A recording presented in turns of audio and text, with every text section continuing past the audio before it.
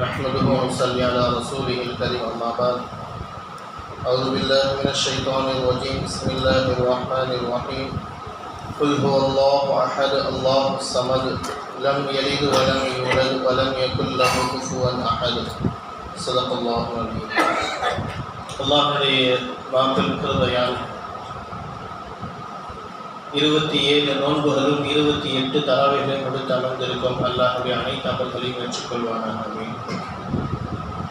தினந்தோறும் அன்னைக்கு ஓதப்பட்ட தராவில ஓதப்பட்ட ஏதேனும் ஒரு திருவசனத்தினுடைய விளக்கத்தை பார்த்து கொண்டு வந்தோம். அந்த அடிப்படையில் நேற்றோட குர்ஆன் முழுமையாக நிறைவு செய்யப்பட்டது. இருந்தாலும் இன்னைக்கு ஓதின தராவில குல் ஹுவல்லாஹு அஹத் சூரா ஓதப்பட்டுச்சு. அந்த சூராக்கு பேர் சூரத்துல் இஹ்லாஸ், சூரத்துல் அஹத், சூரத்துல் அம்ன், சூரத்துல் பரக்கத் என்று பல பெயர்கள் இந்த சூறாக்கு இருக்கு. சூரத்துல் அஹத் அப்படின்னா அல்லாஹ் ஒருவன் என்ற வஹதானியத்தை குறிக்கக்கூடியது. சூரத்துல் இஹ்லாஸ் அப்படின்னு வரும், மன தூய்மை என்பதாக வரும். சூரத்துல் பரக்கா இது பரக்கத்துக்கு உண்டான சூரா.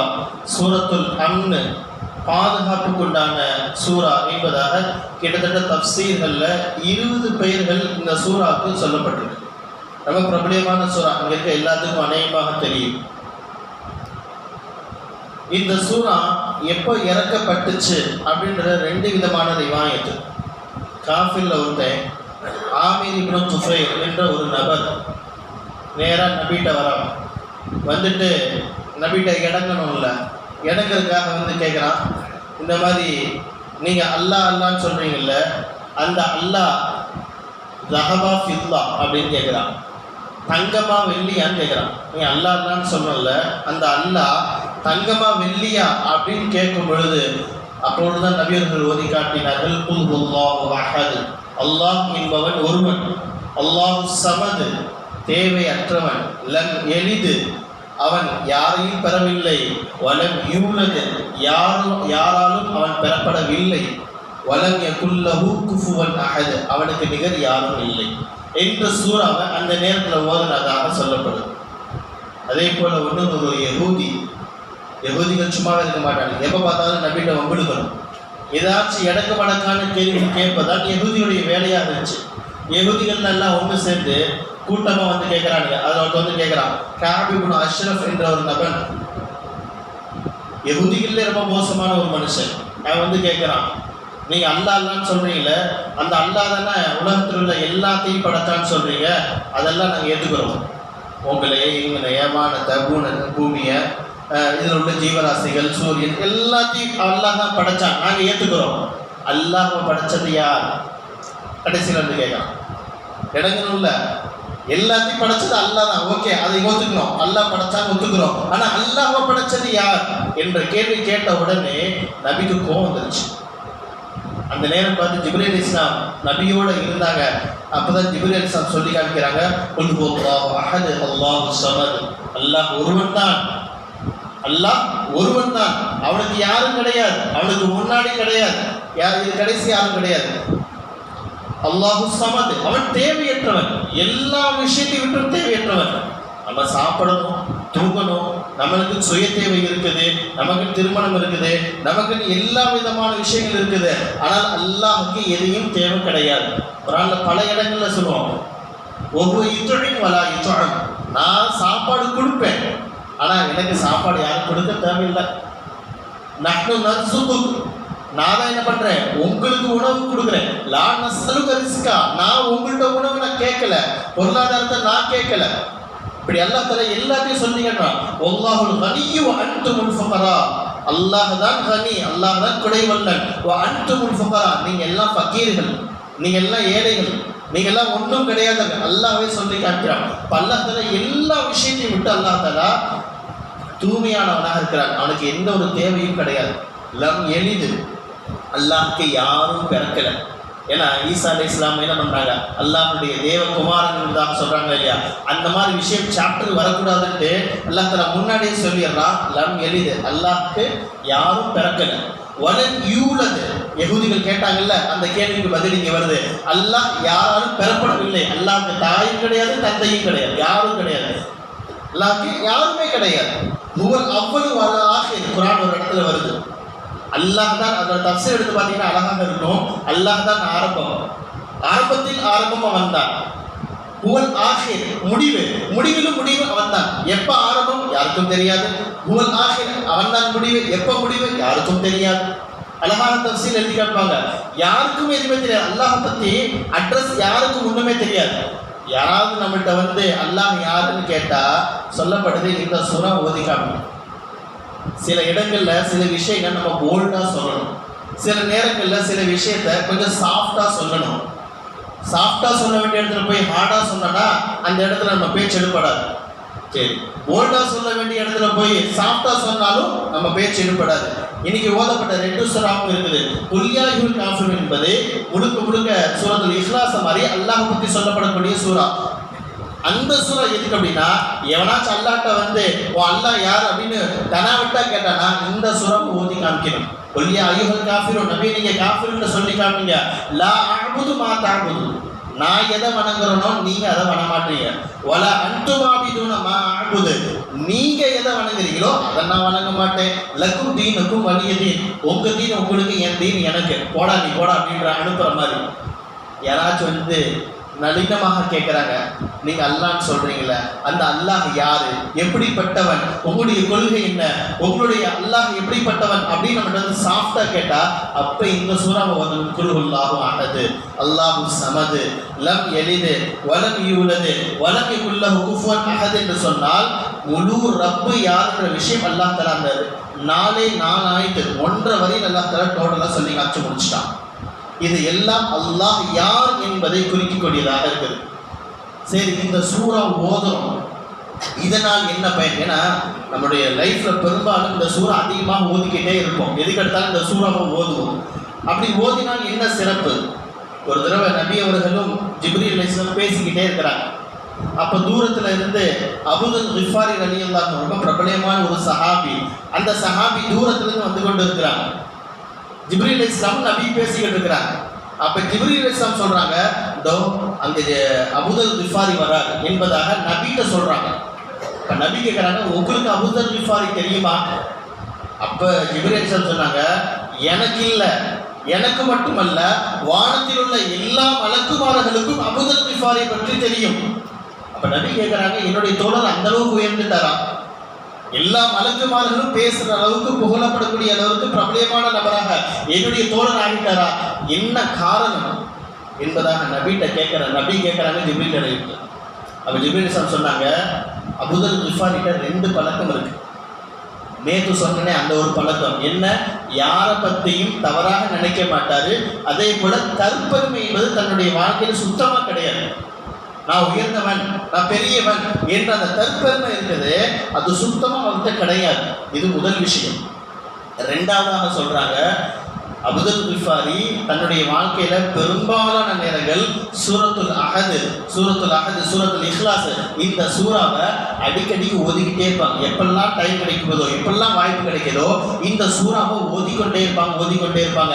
அதனால் மாணவர்களே இவர் ஓதுவதை வைத்து மாணவர்களை பராமப்பட்டு இவரை பத்தி பேசக்கூடிய நிலைமை வந்துருச்சு. அதனால் அபூதர் கிஃபாரி பத்தி அனைத்து மலக்குமார்களுக்கும் தெரியும், அனைத்து மாணவர்களுக்கும் தெரியும் என்பதாக ஜிப்ரீல் அலைஹிஸ்ஸலாம் சொல்லி காமிச்சாங்க. ஒரு தடவை நபியவர்கள் ஒரு நபரை பார்க்குறாங்க, தொழுகையில் பார்க்குறாங்க, தொழுகிறாரு. எல்லா தொழுகையுமே குழுவாக தான் ஒதுக்கிட்டு இருக்கிறாரு. ஃபர்ஸ்ட் ரக்காயத்திலையும் அதுதான், செகண்ட் ரக்காயத்திலையும் அதுதான், 3ஆவது ரக்காயத்திலையும் அதுதான், 4ஆவது ரக்காயத்திலையும் அதுதான், திரும்ப தொழுதாலும் அதே தான், குழுவாகவே திரும்ப ஒதுக்கிட்டே இருக்கிறார். அப்போ நபி அவர்கள் தொழுது முடிச்சோடனே கூப்பிட்டு கேட்குறாங்க, எப்பா என்ன விஷயம்? குர்ஆன்ல 114 சூறா இருக்குது, அதெல்லாம் விட்டுட்டு வெறும் இந்த ஒரு சூறா மட்டும் ஓதுறே, என்ன விஷயம் அப்படின்னு கேட்குறப்ப அந்த நபர் சொன்னார், யா ரசூலல்லாஹ், எனக்கு இந்த சூறா ரொம்ப பிடிக்கும். இந்த சூறா எனக்கு ரொம்ப பிடிக்கும். இருக்கிற எல்லா சூறாக்களையும் எனக்கு ரொம்ப பிடிச்ச சூறா இந்த சூறா. அதனால தான் என்ன பண்றேன், எல்லா தொழுகையிலும் இந்த சூறா ஓதிக்கொண்டே இருக்கிறேன் என்பதாக சொல்லப்படுது. நபியர்கள் சொன்னாங்க, நீ எந்த சூறாவை நேசிக்கிறையோ இந்த சூறா கண்டிப்பாக உன்னை சொர்க்கத்துக்கு போய் அடைய வைக்கும், உன்னை சொர்க்கத்தில் கொண்டு போய் விடும் என்பதாக நபியர்கள் சொன்னாங்க. இப்போ எல்லாரும் நினைக்கூடாது, அஜத்து சொல்லிட்டாரா இனி எல்லா தொழுகையிலும் குழுவில் ஓதி முடிச்சிடலான்னு பார்க்கக்கூடாது. ஏன்னா 2 நிமிஷத்தில் வேலை முடிஞ்சிடும்ல. அஜத்து நீங்களும் தராவியில் அதே ஓதி முடிச்சிருங்க அஜத்துன்னு சொல்லிடாதீங்க, புரிச்சுங்களா? அது செஞ்சாருன்னா அந்த நபர், அந்த சஹாபி மட்டும் தான் செஞ்சாங்க. இப்படி இந்த பக்கம் வந்து பாருங்க, நபியை பாருங்களே, ஒரே 4 ரக்காய் தொழுகிறாங்க. முதல் ரக்காயத்தில் சூரத்துல் பக்கரா, 2வது ரக்காயத்தில் சூரத்துல் ஆல இம்ரான், 3வது ரக்காயத்தில் சூரத்துல் நிசா, 4வது ரக்காயத்தில் சூரத்துல் மாயிதா. 6 ஜுஸு ஒரே இதில் 4 ரக்காய் தொழுகிறாங்க. 4 ரக்காயத்தில் 6 ஜுஸுகள் ஓதப்பட்டுச்சு. அப்பதான் கால் வீங்குச்சு. அப்பதான் ஆயிஷா கேட்கறாங்க, யார சொல்ல ஏன் இப்படி தொழுகிறீங்க, கால் வீங்குற அளவுக்கு நீங்க ஏன் தொழுகணும், அப்படி என்ன உங்களுக்கு இருக்கு? அப்பதான் நபி கேட்டாங்க, அப்பலா அகூன அபுதன் ஷகூரா, நான் நன்றி உள்ள அடியானாக ஆக வேணாமா அப்படின்னு கேட்டாங்க. இப்போ அவருக்கு சூரத்துல் குல்ஹுவல்லாஹ் ஓதுறாரு அப்படின்றக்காக நம்ம என்ன பண்ணணும், அதே ஓதணும் என்பதாக கிடையாது. ஓதினால் சிறப்பு, அதில் என்ற மாற்று கருத்தும் கிடையாது. ஆனால் நம்மளால் முடிஞ்சா அதிகமாக எல்லா சூறாக்களும் ஓதணும். அது என்னமோ தெரியல, சின்ன வயசுல நம்ம என்ன மனப்பாடம் பண்றோமோ அது அதோட ஸ்டாப் ஆயிடும். ஸ்கூல்ல இந்த மேக்ஸ் டீச்சர், கணக்கு வாத்தியார் வந்து டேபிள் சொல்லி கொடுப்பாங்க. 10 டேபிள் தான் சொல்லி தருவாங்க, அதுக்கு மேலே சொல்லி தர மாட்டாங்க. புரிஞ்சுங்களா? அப்போ என்ன ஆகுதுன்னா, இன்னைக்கு வரைக்கும் யார்கிட்ட கேட்டால் இந்த 10 டேபிள் தான் வரும். 11 ஓடிடும், 11, 22, 33 ஓடிடும். 12வது கேளுங்களே, டேபிள்ஸ் கேட்டு பாருங்களே. 12வது வாய்ப்பாடு 12, 24, 36, 48, அதுக்கப்புறமே தெரியாது. சரி 13 கேட்டு பாருங்க, 13, 26, அடுத்தது யோசிக்கிறது. 14, 28, அடுத்தது டக்குன்னு சொல்லுங்க. 2வது கேளுங்க, 2, 4, 6, 8, 10, 12, 14 வருதா இல்லையா? அது மாதிரி டக்குன்னு வருதா? வரது கிடையாது. ஏன்? சின்ன வயசுல அதோட முடிச்சு கொடுத்துட்டாங்க நம்ம டீச்சர்ஸ், நம்ம வாத்தியார் அதோட முடிச்சுட்டாங்க. நம்ம மைண்டு வந்து பெரிய சிப்பு உள்ள ஒரு சிப்பு இருக்கு, அந்த சிப்பு அதோட முடிஞ்சிருச்சுன்னு நினைச்சிடறோம். அதே தான் மக்தபியும், அந்த 10 சூறா அஜித்து சொல்லி கொடுத்தாங்கல்ல, அதுதான் ஓடுது. வயசு 60 ஆச்சு, 70 ஆச்சு, ஆனால் சூறா 10லே நிற்கிது. அச்சு முடிச்சு, உமரா முடிச்சு, எல்லாம் முடிஞ்சிச்சு, அதை தாண்ட மாட்டேங்குது. என்னங்கிறதே நம்ம இஅ்திகாஃப் வந்திருக்கிறோம், ஒரு பெரிய வாய்ப்பு அல்லாஹ் தஆலா கொடுத்துருக்கிறான். 10 நாள் இஅ்திகாஃப் இருக்கிறோம். நோக்கம் ஒன்று இருக்கு, இலக்குன்னு ஒன்று இருக்கு. நோக்கம் ஒன்று இருக்கு, இலக்குன்னு ஒன்று இருக்குது. நம்ம இஅ்திகாஃப் அந்த நோக்கம் என்பது லைலத்துல் கத்ரை அடையணும். நம்முடைய இலக்கு என்பது அல்லாஹ்வை அடையணும். நோக்கம் எதுங்க? லைலத்துல் கத்ரை அடையணும். நம்முடைய இலக்கு என்பது அல்லாஹ்வை அடையணும். இப்போ அல்லாஹ்வை அடையணும் அப்படின்னா ஒரு ஆணுடையவர்களாக மாறணும். அதுக்கு என்ன பண்றது? நேரம் கிடைக்கிறப்பெல்லாம் அஜத்துமார்கள் இருக்கிறோம், இல்லை உலமாக்கள்லாம் இருக்கிறோம். எவ்வளோ சூறா மனப்பாடம், ஒரு 10 நாள் இஅ்திகாஃப் வந்திருக்கிறோம். இந்த தடவை ஒரு 2 சூறா, நிறைய வச்சீங்கன்னா முடியாது. கண்டிப்பா ஒரு சூறா அல்லது 2 சூறா நீங்க தொய்ங்க, அதை மனப்பாடம் பண்ணுங்க. அல்லாஹ் அடுத்த வருஷம் வரப்ப அடுத்த ஒரு 2 சூறா, இப்படி கொஞ்சம் கொஞ்சமா மனப்பாடம் பண்ணனா நபி ஒரு ஹதீஸ் சொல்லி காப்பாங்க, யாருடைய உள்ளத்துல குர்ஆன் இருக்குதோ அது செழிப்பான உள்ளம், யாருடைய உள்ளத்துல குர்ஆன் இல்லையோ அது பால் அடைஞ்ச உள்ளம் என்பதாக நபிகள் சொல்லி காப்பாங்க. இது எல்லாம் சூறாவினுடைய சிறப்பாக இருக்குது. சார் இன்னைக்கு வந்து நம்முடைய வாழ்க்கையில பெரிய பிரச்சனை, நிறைய பிரச்சனை இருக்குது, பல பிரச்சனை இருக்குது. அதுல பெரிய பிரச்சனை, யாரை கேட்டாலும் சொல்லக்கூடிய ஒரே பிரச்சனை ஃபைனான்ஸ் பிரச்சனை. யாரை கேட்டாலும், பெரிய பணக்காரன் கேட்டால், கோடீஸ்வரன் பில்லியன்ட்ட கேட்டாலும், எப்போ அவனுக்கு எல்லாமே பணம் இருக்குல்லப்பா, எல்லாம் இருக்கா, இல்லைங்க பத்தலைங்க, அதெல்லாம் முடியாதுங்க. ஒரு ஏழைக்கு போய் கேளுங்க, அவனும் அதே தான் சொல்லுவான். இது எல்லாத்துக்கும், முழு உலகத்திற்கும் ஃபைனான்ஸ் பிரச்சனைக்கு உண்டான தீர்வை நபி அவர்கள் சொல்லி காமிக்கிறான். சஹ்ல் இப்னு சஅத் என்ற ஒரு சஹாபி, அவங்க அறிவிக்கக்கூடிய ஒரு ஹதீஸ், நபிட்ட உட்கார்ந்துருக்கும் பொழுது ஒரு நபர் வந்தாராம்.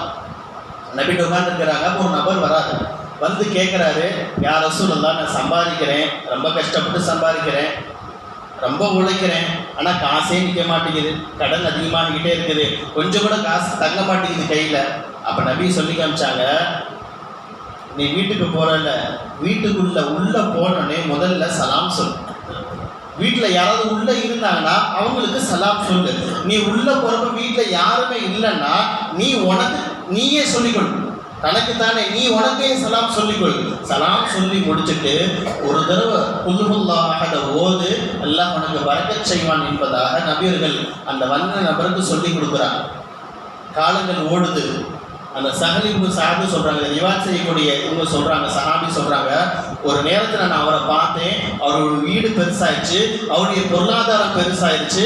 எந்த அளவுக்கு அப்படின்னா தன்னுடைய சுற்று வட்டாரத்தில் இருக்கிற எல்லா நபர்களுக்கும் வாரி கொடுக்கக்கூடிய அளவுக்கு அல்லாஹ் தன்னுடைய பொருளாதாரத்தில் அல்லாஹ் தஆலா பரக்கத் செஞ்சான் என்பதாக சொல்லப்படுது. அதே போல ஷைத்தானுடைய சூழ்ச்சி, சைத்தானுடைய பாதுகாப்பிலிருந்து பெறணும் அப்படின்னா இந்த சூறாக்கள் அதிகமாக ஓத வேண்டும்.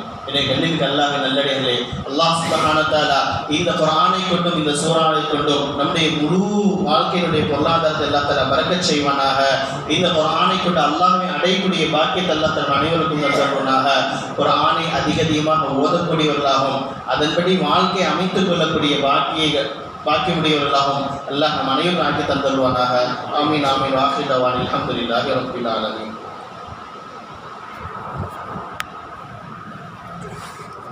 الحمد لله رب العالمين. اللهم